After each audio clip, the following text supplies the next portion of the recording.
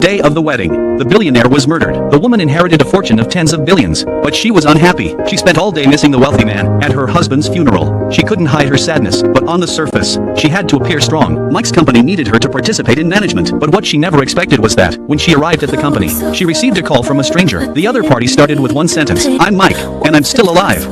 Annie was completely stunned. She had seen her husband's funeral with her own eyes. Moreover, the voice on the phone was different from Mike's. Thinking about it, she assumed it was just a prank, but she didn't know that. At that moment, Mike was trying to figure out the truth. His consciousness was attached to the body of a dead prisoner, and he could completely control the body, as if he had been reborn. But now there was a problem. Due to his identity, he had to find a way to return to his country. Before leaving, he saw the news in the newspaper. It was all negative reports about Annie. When Mike returned to his hometown, he first found his best friend and revealed his identity, but his friend didn't believe him at all. Mike told him about the events they had experienced, including the secret between the two men. Seeing this, his friend let down his guard, and finally believed that this young man was Mike. He had just convinced his friend when the TV broadcast. The host openly mocked Annie, questioning whether she married a rich man for money. Looking at the host's disgusting face, although Annie was very angry, she couldn't do anything about it. However, this move angered Mike. He wouldn't allow anyone to bully Annie. He then found the reporter alone, and asked him what right he had to say such things. He pinned him against the car and lectured him. Annie soon heard the news. Although she didn't know who was helping her, she couldn't help but feel happy. However, she encountered Jack again. He had long wanted to make Annie his own. At this moment, Annie felt very helpless.